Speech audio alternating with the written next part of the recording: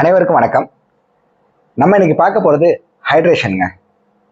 Sports நியூட்ரிஷனில் ஹைட்ரேஷனுங்கிறது ஒரு பெரிய சப்ஜெக்ட்டுங்க. அதுவும் ரொம்ப முக்கியமான ஒரு விஷயம். ஒரு சராசரியாக ஒரு மனுஷன் உடம்புல 55%லேருந்து 60% வரையும் தண்ணி தாங்க இருக்கு. பிறந்த குழந்தை எடுத்துக்கிட்டிங்கன்னா 75% தண்ணியால் ஆனது தாங்க. ஸோ தண்ணி நமக்கு ரொம்ப இன்றியமையாததாக இருக்குங்க. அதுவும் இப்போ பார்த்தீங்கன்னா சம்மர் சீசன் ஸ்டார்ட் ஆயிடுச்சு. நமக்கு அடிக்கடி தாகம் இருந்துகிட்டே இருக்குங்க. சாப்பிடாம கூட இருந்துருவோம், ஆனால் நம்மளால தண்ணி குடிக்காமல் இருக்க முடியாது. நார்மலாக ஒரு மனுஷன் ஒரு வாரம் கூட சாப்பிடாம இருந்துடலாங்க. ஆனால் 3 நாளைக்கு மேலே அவனால் தண்ணி குடிக்காமல் வாழ முடியாதுங்க. தண்ணி குடிக்கிறதுனால நமக்கு பல நன்மைகள் கிடைக்குதுங்க. ப்ராப்பராக தண்ணி எடுத்துக்கிறதுனால நியூட்ரிஷன்ஸ் கிடைக்குதுங்க. நம்ம ப்ராப்பராக தண்ணி எடுத்துக்கலனாலும் அதனால பல விளைவுகளை நம்ம சந்திக்கிறோம். அதுவும் குறிப்பாக ஸ்போர்ட்ஸ்மேன் எடுத்துக்கிட்டிங்கன்னா ஹைட்ரேஷன் ரொம்ப இம்பார்ட்டன்ட்ங்க. அவங்க பாடியை ஹைட்ரேட்டடாக வச்சுக்கிட்டாங்கன்னா அவங்களோட பர்ஃபார்மன்ஸ் நல்லா இருக்குங்க. அதை பற்றி தாங்க நம்ம இன்னைக்கு வீடியோவில் பார்க்க போகிறோம். வாங்க வீடியோக்குள்ளே போகலாம். ஒரு மென்னுக்கு சராசரியாக 2.5 லிட்டர்லேருந்து 3.7 லிட்டர் தண்ணி தேவைப்படுதுங்க. அதே விமனுக்கு எடுத்துக்கிட்டிங்கன்னா 2.5 லிட்டர்லேருந்து 2.7 லிட்டர் தண்ணி வரையும் தேவைப்படுதுங்க. அது எல்லாத்துக்கும் ஒரே மாதிரி அப்படின்னு கேட்டிங்கன்னா கிடையாதுங்க. அது பர்சன் டு பர்சன் மாறுதுங்க.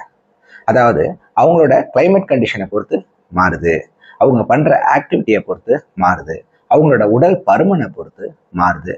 இப்படி நமக்கு நிறைய விதங்கள்ல மாறுதுங்க. அதுவே ஸ்போர்ட்ஸ்மேன் வந்தாங்கன்னா அவங்களுக்கு பண்ணுற இன்டென்சிட்டி ஆக்டிவிட்டினால அவங்களுக்கு இன்னும் ஜாஸ்தியாக தண்ணீர் தேவைப்படுதுங்க. விளையாடுறதுக்கு 2 ஹவர்ஸ்க்கு முன்னாடி நம்ம பிளைன் வாட்டர் எடுத்துக்கிட்டாலே போதுமானதுங்க. ஆனால் டியூரிங் த கேம் அது போதுமானு கேட்டால் அது பத்தாதுங்க. ஏன்னா நம்ம அதிகமாக ஸ்வெட் ஆகும்போது நம்ம பாடியிலேருந்து எலக்ட்ரோலைட்ஸ் எல்லாம் வெளியாயிருங்க. அந்த நேரத்தில் நம்ம சாதாரண பிளைன் வாட்டர் எடுத்துக்கிட்டால் அது நமக்கு போதுமான அளவில் இருக்காதுங்க. அதனால் அந்த நேரத்தில் நம்ம எலக்ட்ரோலைட்ஸ் எடுத்துக்கலாம், இல்லைன்னா ஒரு சால்ட் சேர்ந்த ஒரு வாட்டர் எடுத்துக்கலாம். நீங்கள் சால்ட் போட்ட வாட்டர் எடுத்துக்க முடியலை அப்படின்னா நீங்கள் அதில் ஒரு லைம் புழிஞ்சு அது மாதிரி எடுத்துக்கலாம். அதே மாதிரி போஸ்ட் த கேம் அவங்க ஒரு புரோட்டீன் சம்மந்தமாக ஏதாவது ஒரு ஷேக் அந்த மாதிரி குடித்தாங்கன்னா அதுவும் பெட்டராக இருக்குங்க. ஏன்னா கேம் முடிஞ்சதுக்கப்புறம் அவங்களுக்கு பாடியில எல்லாம் லாக்டிக் ஆசிட் ஃபார்மேஷன் ஆயிருங்க. ஸோ ஆட்டோமேட்டிக்காக ரொம்ப டயர்டாக ஃபீல் பண்ணுவாங்க. ஸோ ப்ரோட்டீன் ஷேக்கோ ஒரு ட்ரிங்கோ குடித்தாங்கன்னா அது அவங்களுக்கு அது யூஸ்ஃபுல்லாக இருக்குங்க. இல்லைன்னா இளநீர் நீங்கள் எடுத்துக்கலாம். இந்த மாதிரி ட்ரிங்க் எல்லாம் நீங்கள் விளையாடும் போதும் விளையாண்டு முடிச்சோன்னு எடுத்துக்கலாங்க. அது உடம்புக்கு நல்லதாக இருக்குங்க. அதே மாதிரி அவங்க பர்ஃபார்மன்ஸ் பண்ணுறதுக்கு பெட்டராக இருக்குங்க.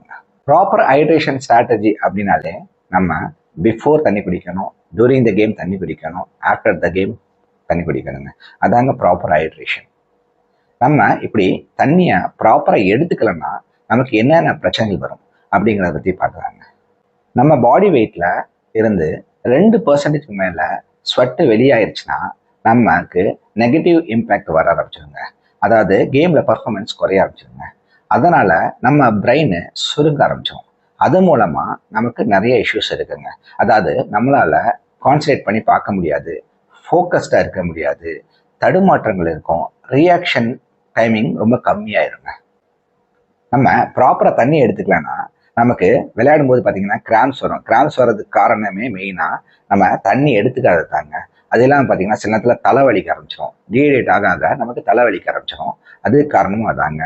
தலைவலிச்சுச்சுன்னா நம்மளால ஃபோக்கஸாக விளையாட முடியாதுங்க. அதான் எல்லாம் ட்ரை ஆயிருங்க. அது இல்லாமல் நம்ம பாடி அதிகமாக சூடாக ஆரம்பிச்சிடுங்க. இதெல்லாம் நமக்கு தண்ணி குடிக்காதனால ஏற்படுற விளைவுங்க. ஓகே, தண்ணி இப்போ நம்ம நிறைய எடுத்துக்கிட்டோம்னா அதனால என்னென்ன பிரச்சனைகள் அப்படின்னு பார்த்தீங்கன்னா, தண்ணி ஓவராக எடுத்துக்கிறதும் நல்லது கிடையாதுங்க. அதாவது எண்டூரன்ஸ் அத்லெட்டிக்ஸ் எல்லாம் பார்த்தீங்கன்னா அவங்க மேராத்தான் ரன்னர்ஸ் எல்லாம் ஓடிக்கிட்டே இருப்பாங்க. அவங்களுக்கு ஒரு பிரேக் கூட இருக்காது. உடனே அவங்க முடிச்சதுக்கப்புறம் நிறைய தண்ணி எடுக்க ஆரம்பிச்சிடுவாங்க. அப்படி நிறைய தண்ணி எடுத்துக்கிறதுனால அவங்களுக்கு பிரச்சனையாக வர ஆரம்பிச்சிடுங்க. ஏன்னா நமக்கு 1 ஹவருக்கு 1 லிட்டருக்கு மேலே தண்ணி எடுத்துக்கூடாதுங்க. நம்ம அப்படி நிறைய தண்ணி எடுத்துக்கிட்டோம் ஒரே சமயத்தில் அப்படின்னா நம்ம பாடியிலேருந்து சோடியம் நிறைய வெளியே போக ஆரம்பிச்சிடும். அப்படி இருக்கும்போது நமக்கு அதனால் நிறைய விளைவுகள் ஏற்படுங்க. அதனால் தண்ணி நிறையாவும் குடிக்கூடாது, கம்மியாகவும் குடிக்கூடாது, கரெக்டாக குடிக்கணுங்க. தண்ணி தேவைப்படும் போது ஷிப் பண்ணி குடிக்கிறது பெட்டருங்க. நம்ம விளையாட போகும்போது எப்பயுமே நம்ம கையில் ஒரு வாட்டர் பாட்டில், விளையாடுறது நேரம் மட்டும் கிடையாதுங்க, நார்மல் பீப்புளும் நம்ம எங்கே போனாலும் ஒரு வாட்டர் பாட்டில் கையில் வச்சுட்டு கொஞ்சம் கொஞ்சமாக ஷிப் பண்ணி குடிக்கிறது நல்லதுங்க. ஓகே, தண்ணி நம்ம உடம்புல கம்மியாயிடுச்சு, நமக்கு தண்ணி தேவைப்படுது அப்படின்னு நம்ம எப்படி தெரிஞ்சுக்கிறது? நமக்கு தாகம் எடுக்குங்க.